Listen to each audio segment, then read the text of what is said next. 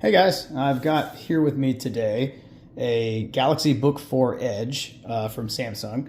Not something I would normally purchase, but I am a tech consultant, as some of you may know, and so I have to kind of stay ahead of the curve on this stuff. I got a lot of people who are interested, a lot of clients that are interested in these Snapdragon-powered laptops, and frankly, there's just not enough information out there yet on how well they actually do. So I decided I would take the fall and invest in one. If I don't like it, maybe I can return it. But the reason I chose the Samsung, I'll give you some of my logic on this as I'm unboxing this. And by the way, before I get too deep into this, this is not gonna be a conventional review, just like my car review, if you've seen that previously. This is gonna be more along the lines of my technical musings as I do this, and you can kind of watch part of the setup process and maybe how I approach a normal, computer setup and evaluation, things like that to some degree. Maybe it'll give you some insight on some things that might make your life easier. But the reason I chose the Galaxy over some of the other options was actually because the sticker's kind of interesting.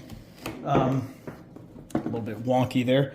Was actually because of the variety of things that were included with this that were not included with some of the other options. For instance, the Microsoft Surface Book, which I did initially think I would choose. I was going to go with that, but I think they're a little bit overpriced for what they are. I haven't actually spent a lot of time with one. I've seen it in the store. They are really nicely made. I'll give them that. But I didn't want to spend $1,500 for it when, frankly, this thing I think I got out of pocket. It was like $12, $14 plus tax maybe, or somewhere in that neighborhood, $12, $15. This is very light, by the way. Everybody talks about that. It truly is. This is nicely packaged, like Samsung's phones are. Very nice, small power brick. This is I don't know if you can see this. I certainly can't while I'm showing it to you. It looks like it's probably a 65 watt. Is that what that says? Well, anyway, I'll look at it later. You've seen it. And they give you a USB-C to USB-C cable. That's nice. Put this aside for a second. Anyway, coming back to this. So the things I really liked about the Samsung that you don't get with some of the other models were, number one, I thought it was priced pretty well. I initially looked at the Yoga because it was a better value. For me, I get Lenovo Pro pricing. It was pretty nice, actually. I think I was able to get the Yoga for around $1,000 out of pocket, maybe is what it was. So it was a pretty good discount. Some other stuff I had some Lenovo rewards as well. But I ultimately settled on this for a couple of reasons. Number one, this actually has the faster version of the Snapdragon X Elite processor. It's got the first one up above the bottom, so it's not the highest end one, but it's the middle. You can actually equip the 16-inch version of this product with a higher version of it, which is a very fast processor, but I'm not sure how much in reality it makes a difference. So this is kind of the sweet spot, probably, I think, also on price, and it does have a turbo boost, so it's able to go up to, I believe it is, I think it's like 4.2 gigahertz, I think, optimally for 2-core boost, if I'm not mistaken.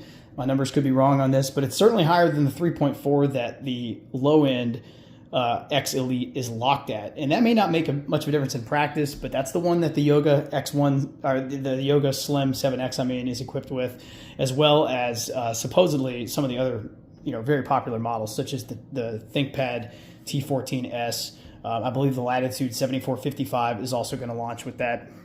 And I didn't really like the XPS. Historically, I've purchased a lot more Dell XPS products than I have Samsung products and anything else for that matter, because frankly, the biggest thing, and I'll just talk about this now, the storage is soldered in this. It's EUFS soldered storage. You cannot upgrade it, contrary to what some people have said, unfortunately. So you're stuck with what you get. It's 512 gigs in this case. There is no 1 terabyte model available currently, as far as I know, with the 14-inch. Maybe in the future. And the other thing is they don't offer on-site service, which I'm not a fan of that either. From somebody who works with computers a lot, I very much prefer on-site service versus depot service. I just don't trust people to work on a product and send it back to my clients. I just don't think that works out well in many cases. So anyway, having said all that, let me see if I can reposition this so you can see it a little better. Hopefully that's all in frame there. I think it is. I'm going to try to turn this on. You know what? I think it's on smart lock. So this actually happens too, where the battery turns itself off. I like the keys on this. They kind of, I would say they resemble a Dell XPS more closely than they do some other models. Maybe the Yogas actually, although the new Yogas have 1.5 millimeter key travel, I think, which is pretty nice. So this definitely isn't as nice as that. It's definitely not like a ThinkPad keyboard or a Latitude keyboard, but it does have pretty good feedback.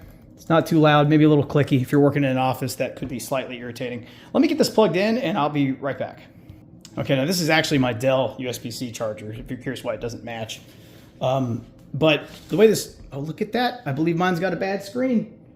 I can't believe it. See this line on the screen? So we've already got a quality control concern here. Yet again, one of the reasons why I typically don't mess with Samsung products. We'll see if this remains when the screen is powered on, but I'm sure that it will. And I'll probably have to swap this out, which is really unfortunate. Look at that. That is definitely bad. Unbelievable. So buyer beware.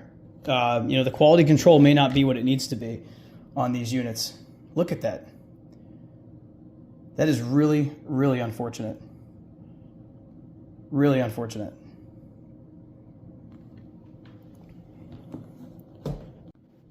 All right, well, that was fun. I'm back with a second Galaxy BOOK4 Edge unit. Yes, I went all the way back to Best Buy to exchange, which in fact you cannot do, apparently, if you purchase from Samsung.com and choose to pick up at Best Buy. For future reference, if you happen to do that, what you have to do is return your order and then repurchase it, which I did on my phone while at Best Buy, and then just pick it up again, which I had to wait like 30, 45 minutes for the order to process. And I just sat at the laptop section and just played around with all the different laptops while I was there to kill some time. It's kind of annoying. Anyway, long story short, I'm back, and spoiler alert, I did open this one up and it does not have any lines down the screen. So this one actually has a good screen. Yay for QC.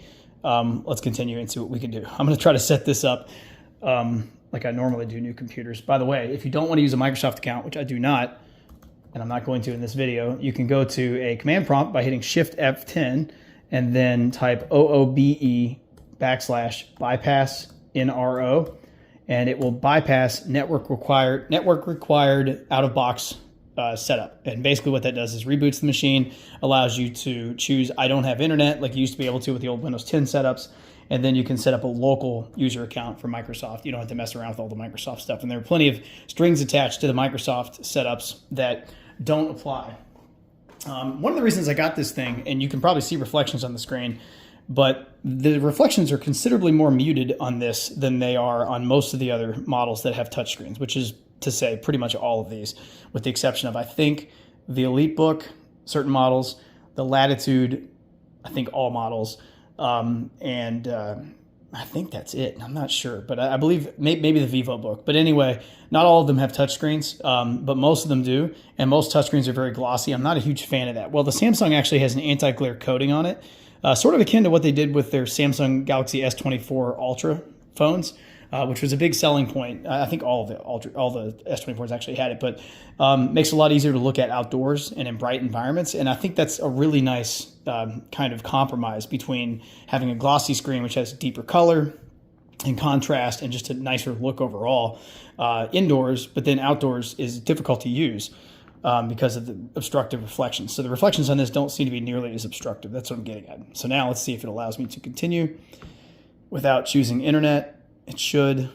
Here we are right here. I don't have internet. See that down there? It's because I ran that command and rebooted. I'm going to accept. I'm going to call my profile just Steve. And I'm not going to enter a password because I don't have to. And I'm going to turn off some of these things that I don't want. Okay. And here we are. Let's let this boot in the Windows. There was our initial setup. Fairly quick. There have been some complaints about these things. Apparently there are some day one upgrades available to some drivers and firmware. We'll see what I can break while I've got it. I'm pretty confident that I can probably fix more than the average person since that's, after all, my job, and I work on thousands of computers per year. So I don't know. We'll see. It's kind of part of the project here. I might yet wind up with a Yoga still. By the way, the keyboard in the Yoga is phenomenal. The 1.5 millimeter keystroke travel is just incredible. It probably feels, I would say, as good as a ThinkPad or Latitude 7000/9000 series, which in my opinion are the best two keyboards probably on the entire market. So the Yoga, I think, is right up there with it. And if you're looking for an optimal typing experience, I would not hesitate to choose the Yoga. But this one's pretty good. I mean, it's a little louder. It's not quite as premium feeling. Certainly feels pretty good. This is getting a little warm, but not too much. Definitely not as warm as my Intel CPUs typically get. I have a 12th gen model right now that I use as a daily driver. It's a Latitude 9430, and it's an i5 1245U, I believe it is. Pretty fast, but maybe not quite as fast as I would like. And I kind of wanted to try this out anyway, so that's one of the reasons I wound up with this thing. So, all right, here we are. I'm going to connect to the internet here at the moment. Hang on just a second. Let me turn this sideways so that you thieves cannot see my password to my internet. Not that it matters. Nobody's war dialing me. All right, there we are. We should be connecting, and that should get us up and running. I'm doing this live here, so again, as messy as usual. If you saw my car review, you know it's of the RAV4 Prime. You kind of know how I operate at this point. I just don't care enough to do good production values on these things. Maybe if I ever get really into it. Let's check out this audio quality.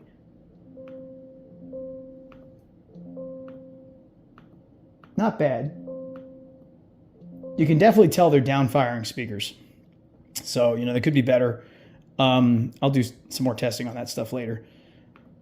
So here we are. Here's our processor, which is the X1 80100, which again is the one step up from the bottom of the Elite tier. There are Snapdragon Pluses as well below that, of course, if you're familiar with the lineup.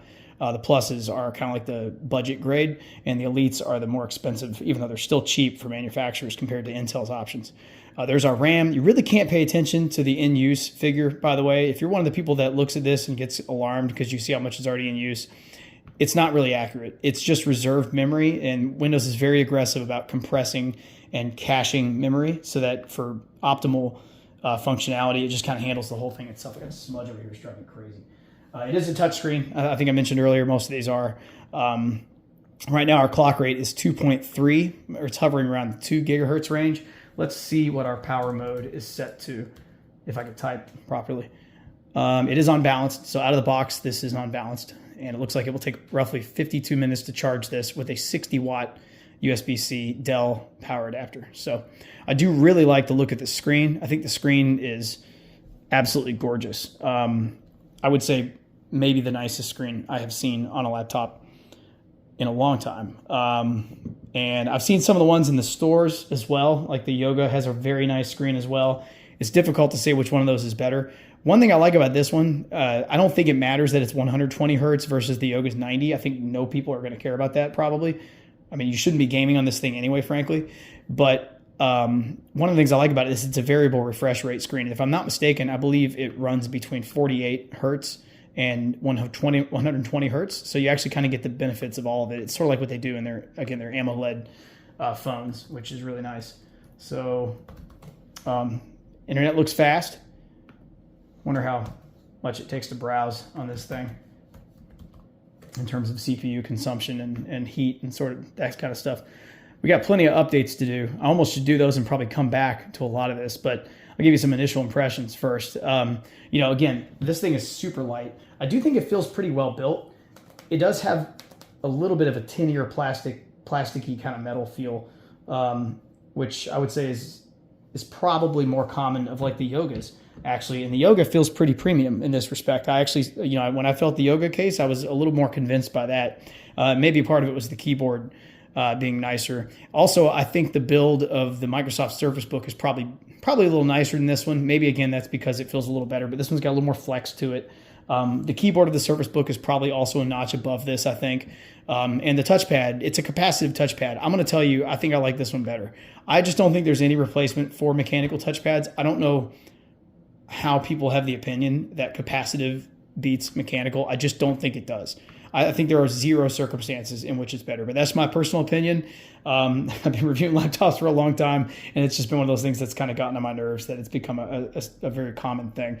The XPS 13 has capacitive touchpads now. They've adopted the Plus design for basically every one of the models, and that's one of the reasons why I'm not buying it, because even though the Plus did have modular storage, and so does the Snapdragon-powered XPS 13, there are so many negatives associated with that design. Like, for instance, the capacitive keys, function row keys at the top of the XPS is a serious downgrade. I mean, it's like having, you know, HVAC controls that are capacitive in a car, which I think is also a terrible design.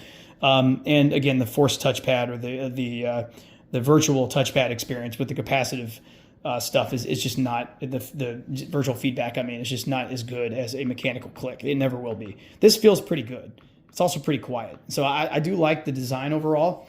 The jury's out on stuff like heat and fan noise and battery life and all that stuff. And as I get a little deeper into it, I'll do further assessments on that. I'll tell you what I'm not going to do is a whole lot of benchmarks, because there's 1,000 of those out there already. There's plenty of people doing that stuff. I'm going to link to my favorite review of one of these models that has the same processor in it. You can check that out if you want.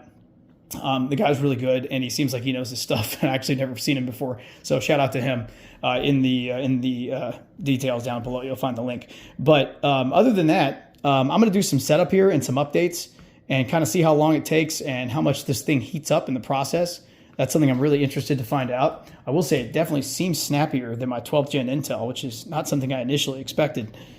From what I have seen, the power modes on this make a huge difference. We've got a hardware update here from Samsung, so it's good to see that Windows Update Repository is distributing these. That's from 6.15. It's kind of like a day one update. I do believe there's also a Samsung app on here to do updates, and I don't know what that's called. Let's see here. Care Plus, probably, I'm assuming, maybe. We'll see. Nope. That's an upsell for their warranty. So let's talk about their warranty thing real fast, actually. One of the reasons I often don't buy Samsung products, apart from the fact that you just saw me open one up that had a green line down the right side of the screen, is that their warranty is a depot warranty, first of all. So let's say you bought this thing and then you upgraded it with the accidental damage $149 2-year extended warranty Care Plus plan that they pitch at you when you buy the product. Well, let's say you had a problem, say year 2, you have to send it in to the depot for a week, okay? And here's the problem with that. Everybody sucks at their job now. They just do. Like in 2024, nobody's good at anything, and you can't trust people to do stuff, frankly. So you send it into the depot. It probably takes at minimum a week to get it back, and I bet you everything you lose your data in many cases, even if the data isn't a problem or the drive isn't a problem. Part of the problem there is that everything is soldered in this unit. It has soldered RAM. It has soldered EUFS storage. Everything is soldered. So you cannot take the drive out and modularly connect it to something else to either collect the data or to transfer it to a new machine. There's no way to do it. The only thing that's modular in there, I think, is the battery, if I'm not mistaken. I haven't taken it apart yet, and probably a fan or two.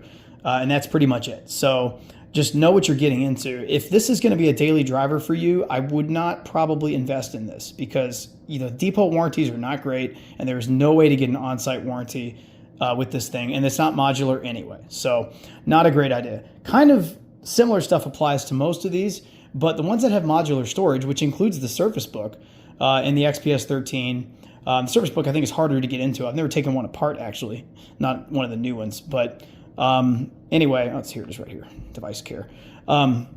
So the ones that have modular storage, maybe you don't have to worry so much about, but just keep in mind the other thing you'll want to do when you get your hands on one of these, probably as a first step, is go down here and type in encryption, device encryption settings, and make sure that's off, because many of these will turn on this by default.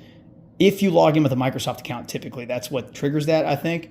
If you do the out-of-box setup I do, it sometimes doesn't, unless you're on Windows Pro. If you're on Windows 11 Pro, I believe it will self-encrypt no matter what, and you have to go back in and manually decrypt it, which I actually recommend doing unless you're worried about theft more than you are breakage. Because if you have a problem where you can't boot one day, it's actually impossible in some circumstances to fix the problem if the drive is encrypted. It's BitLocker style full drive encryption, by the way, even if you're on Windows 11 Home. So if you toggle that off, you can still boot to offline media and do BCD editing and rebuilding and things like that through Windows Recovery Environment, whereas it's a lot harder to do if you have that on. In fact, if you have that on, I would almost just set up a Microsoft account instead of doing the out-of-box NRO, the OBE bypass NRO command I showed earlier. I'd probably skip that if you're going to leave encryption on and you're worried about storage, because it backs up the BitLocker recovery key to the OneDrive account of the person who logged in when you do that. So anyway, this is all very technical. I don't know who cares about this and who doesn't, but where the heck are the updates, by the way?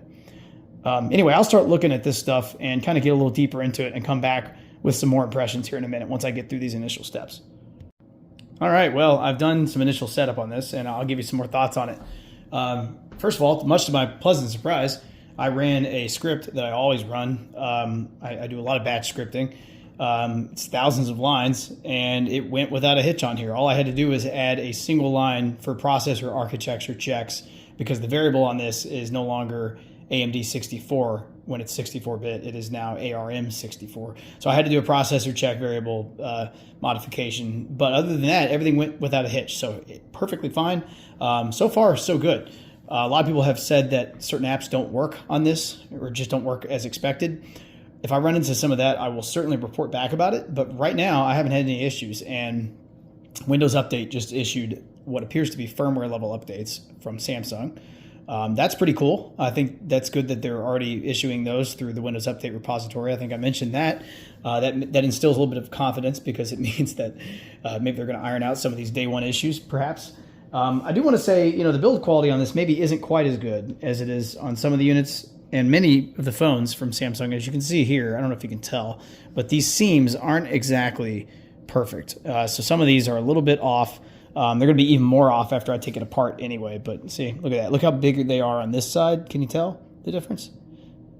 And they're not completely, see that one there? It's not totally aligned. Now, no one's going to notice this unless you're like me and you're checking seams for build quality purposes and things like that, like we used to when we reviewed these all the time. But something to mention, and you probably already know about these ports. I'm not going to go through all the stupid normal stuff, but two USB 4 ports. They are not Thunderbolt ports, because the Intel chipset supports that, but the Snapdragon chipset does not. However, the USB 4, which for all intents and purposes supports the same stuff. There is a little power indicator there too, by the way. You can see that when it's plugged in. These are speakers, speaker grills here. And then on the other side, you've got HDMI and a 3.5 millimeter combo audio jack. I do wish that HDMI was a USB-A port instead. I think that's probably a more useful thing than an HDMI port at this point, because, I mean, frankly, everybody who wants to connect to a monitor at this point, you can either do it through one of the USB 4 ports with an adapter, or you can do it even wirelessly, whereas you can't do the same thing with USB. But I digress. It's fine. I carry adapters and things like that anyway. So here we are with the firmware upgrade. This apparently will take a little time. I'll let this finish, and I'll come back with some more impressions in a bit. Okay, so the firmware update just completed, and we are rebooting. Let's see how long this takes. I do believe there are some Windows Update patches installing as well, so it may take a moment. But so far, everything has been pretty smooth. And I got to tell you, it's extremely quiet. They have talked about this in many of the reviews, that the initial reviews people got together for these things. And I can corroborate it. You can barely hear the fan. It's operating right now. Here's what it sounds like. Probably can't hear it because my HVAC is on in the background, and it's far louder than this thing. This thing is nearly silent. Also, it's not very warm. On the bottom here, where you would be resting your legs, you really can't tell. Another thing I want to mention is these rubber feet. While I like the amount of spacing they give you, actually slightly loose, and all of them are that way. So it is by design. This is not something that's specific to my unit, I think. Anyway, not a big deal. It's really the top two, and you're not going to notice this in daily use, but it's just little things like that that instill maybe a slight bit of less confidence in the design of this thing and the build quality. The heat is mostly confined to the middle here. I think that's been recorded in some other reviews as well. That must be where the CPU rests. I'm sure there's a fan here and a fan here. In fact, I can pretty much tell that's the case by resting my hands here. But this should stay pretty cool for your legs, and that's nice. It's a good design overall. Salute them for that. That's important, because a lot of people use these things on their laps. After all, that's why they're called laptops, and I think oftentimes we forget that. So that's something else I want to mention here is this fingerprint reader. So, these things don't come with Windows Hello. That's something else you get with for instance, the Yoga, and with, of course, the business models and the XPS and those types of things. But it doesn't really matter, because the fingerprint reader is supposed to be pretty good in this thing. So I'm going to set that up, and I'll come back with impressions on that as well. Okay, so I've set up the fingerprint reader, and that went fairly quickly. And it is in the power button, in case you're unsure about that. By the way, I do also like how they have like this chrome coating around the power button that doesn't exist on the others. Do you see that? How it kind of is a metal trim. It's kind of neat, just a neat design. Again, Samsung's got some cool ideas once in a while. Don't necessarily love everything they do. So I want to mention here, I've been doing lots of things, including updates in the background to all these packages, and we are running in the 3-point-something gigahertz range a lot, which is pretty nice. It looks like, yeah, I mean, it's even on balanced profile, you do get quite a lot of CPU performance. We'll have to see how that goes in terms of battery life. Right now we're at 93%. I guess I can unplug this in a moment. We'll see how this does. Again, don't pay attention too much to memory. You'll see the NPU here. We're not really using that at the moment, of course. That's the neural processing unit that's related to AI stuff, if you're unsure about any of that. The GPU on these is apparently not that great. Again, you really don't want to get this for gaming. It's probably as good as a couple generations old, Intel GPU, like an Intel. It's better than the Iris Xe graphics typically, I think, but it's not much better than, what you'd see on like a 13th gen integrated chipset, 15 watt TDP maybe. So don't expect miracles on that. And also you have to run in performance mode. In this case, by the way, there are multiple settings for that. I noticed there's the usual power mode settings here, which may or may not be exclusive from. So, again, you'll probably want to have this in like balanced or best power efficiency. Jury's out on which one of those makes the most sense. I might probably do power efficiency and see how I like it. I've got light mode on my Samsung phone, and it seems to run just fine, by the way, even with that. But even under here, if you go to battery and performance, you'll see there's a separate setting here. You can have quiet, optimized, or high performance. I have no idea if these are tethered in any way to those other settings. I'm going to guess they probably are not. Let's see what happens here. Yeah, it's not. So it's separate from that. So I guess this is a little bit complicated. I haven't seen a lot of people mention this, but you'd actually probably have to put this in high performance and go over to power mode and change that to better or best performance in order to have the absolutely highest power consumption and best performance overall. And by the same token, I bet you by going to best power efficiency and quiet, you get a better combination of like battery extending circumstances. But it also probably runs pretty slow, and it might also get pretty warm, in fact. So I don't know. It may just reduce the clock rates. I mean, if I put this on quiet and I look over at Task Manager, of course I may not be doing as much as I was moments ago. But if I go back over here and we look at clock rates, yeah, they're a little bit lower. They're like the low twos, 1 point something. See that?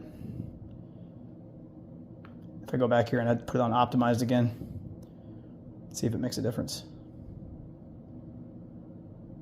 Well, and again, there's nothing really scientific about this. I'm doing different things each time I show you this. That doesn't seem to have made much of a difference. That may mostly affect fan speed. Maybe this one here, this one definitely makes a difference. If you go here, it should reduce these clock rates overall. But anyway, these are things you can play with once you get the computer, and if you're deciding to get one, again, I don't think I'd use it as a daily driver based on the warranty alone. Look, we're all the way down to the 0.78 range. I suspect that would never happen if I had this unbalanced. Yeah, I mean, we're right back up in the twos. So, I mean, we'll never see it go below 1, I bet, in balanced. But anyway, these are all settings that I'm sure are, device specific and are very difficult to pin down, especially on a new chipset like this. We really don't know how they interact, which is one of the reasons why I wound up pulling the trigger on one of these things so I could test it out for my clients before I start recommending them to people, which I don't think I'm going to be doing for at least a couple of months, just to kind of let the dust settle. But again, I will say so far, I am very impressed, if nothing else, by the quietness of this machine and the fact that it's really not, I mean, right now it's silent. It is absolutely silent. There's no fan noise. And I'm doing these package updates in the background. It's not like these are completely benign. I mean, there's a lot going on here.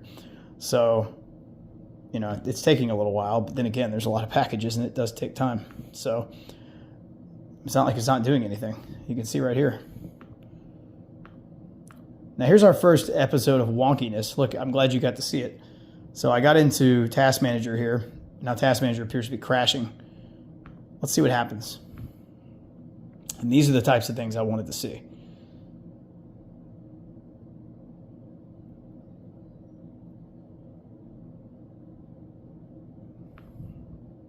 We'll see if it magically wakes up here. Can I run other programs? Yes, I can. So I can run other programs. Can I run another instance of Task Manager? Yes, I can. Can I restart Explorer? Let's find out. I can't even sort this. All right, let's try to run Task Manager as a system user, as administrator. Okay, it woke back up, which might have been a result of me doing this, Control-Alt-Delete. So if you have that problem, maybe that's one way out of it. I suspect all of these things are going to be ironed out in the coming weeks. You know, the best, what they say, the best beta test is a launch. You know, this thing is now in the hands of potentially hundreds of thousands of people. All of these products are. And so I'm pretty sure you're going to see more people report problems and a lot of them get fixed. But anyway, let me play a little more with this and I'll be back. All right, guys. So just another quick update here before I finish this first video anyway. I've spent a few hours with this thing now after I paused the video and have installed some stuff and kind of gotten things generally configured the way I would like. And there definitely have been a few quirks. I would say mostly things have gone smoothly. I'll start with the positive. First of all, the power efficiency really is something great. I mean, I sat and watched a couple of long videos with the kids, some old video slideshow things I made from a trip we took. Probably almost, I'd say 45 minutes of video. And I know video is not the most demanding thing for these processors, but it was pumped up pretty loud on the audio. And yeah, I've done a bunch of other stuff also, like a bunch of web browsing, document editing, installed some printers. I'll come back to that in a second. Some apps, app updates, things like that. You can see all these things I've got installed down here at the bottom of the screen as well. I've really been on the thing pretty solid since 4 p.m. unplugged, and I'm only down to 69% battery. And that is with some relatively heavy stuff going on. I mean, this isn't like, you know, totally benign activity. The screen was on the entire time. It's been on max brightness, by the way, for what that's worth. I know the content of the screen does make a huge difference with OLED panels. You know, the darker the contents of the screen, obviously it uses less power, if no power, if it's black, in fact, at all. And I did have a lot of stuff on the screen that wasn't black. I mean, the video specifically was, you know, pretty much colorful, white, bright stuff the entire time. So anyway, that's all the good stuff. It really is very efficient. I mean, you can totally tell the difference of the 2 nanometer chipset architecture, the lithography that they use for this stuff. And it is a vastly superior efficiency to some of the Intel chipsets out there that have been, you know, in laptops in recent years. And even having said that, of course, the heat is pretty low as well. It gets a little warm on the legs, maybe just a bit, but it's mostly in the middle. On the sides, the left and right side, it's pretty cool. I was happy about that because I had it on my legs the entire time I was using it, basically. You know, really almost no fan noise whatsoever. I don't think I've noticed the fan since I started using this thing. So that's pretty incredible also. So that's the positives. And now I'll give you my initial negatives. I have run into 2 really major problems. One of them is not so unexpected. I have a very old printer. One of my printers is a Canon D1320 series, which is really old, but it works great on my other laptop. And I print to it frequently, and the toner is cheap and it looks great.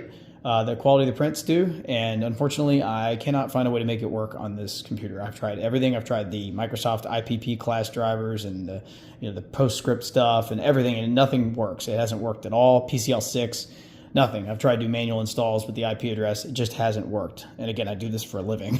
There might be a solution, but I don't know what it is. And I'm going to try to find it. And if I do find it, I will report back and put it on the internet for other people. But I don't know if there is a solution, frankly. So that may be a bit of a small showstopper. I may have to go to other laptops to print a lot of my documents that I do black and white because it's my primary black and white printer.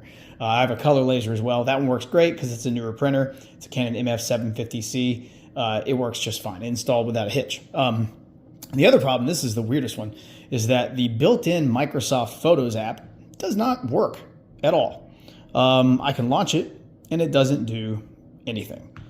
And there's no explanation except for in the event log where I get this event here, which relates to actually a Microsoft Visual C++ library. So, you know, being a troubleshooter, it says ucrt-base.dll. So I went in and repaired the .NET framework.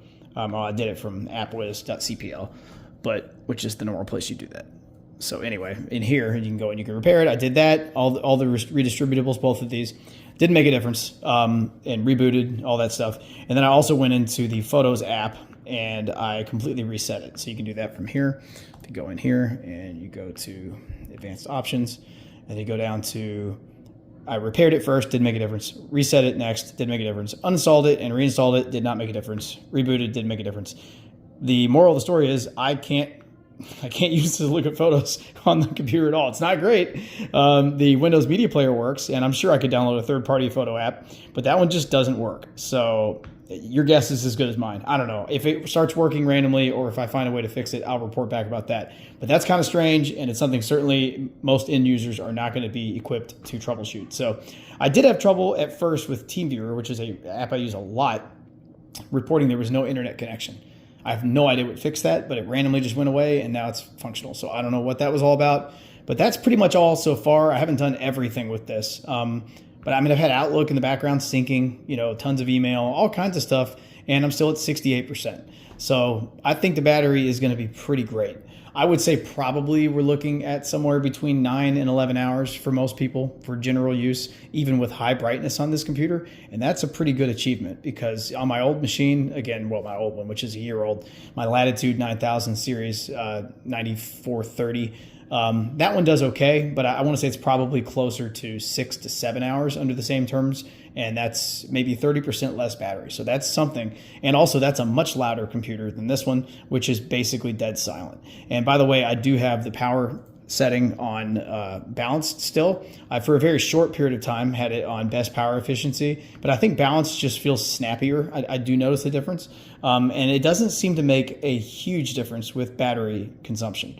So again, could be wrong, could have something to do with what I was doing at the time. I tried to keep it pretty scientifically kosher, but of course I probably did not the best job. This is not a very scientific review. I didn't do any benchmarks or anything like that with it yet, which is what I used to do for a living, by the way, which is funny. I mean, when I worked for Notebook Check as a senior editor for 10 years and some stuff at PC Perspective, I used to do that all the time. I've done precisely 0 benchmarks on this, partially because everybody else has already done them.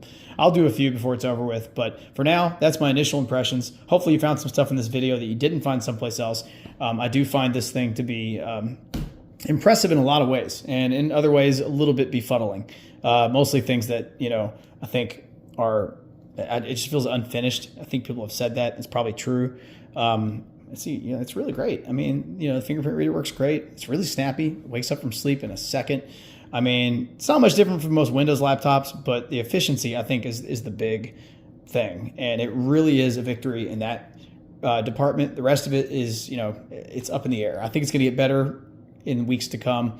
I'll report back with another video and a lot more information about stuff as I come into it. So anyway, I hope you've enjoyed this and have a great day.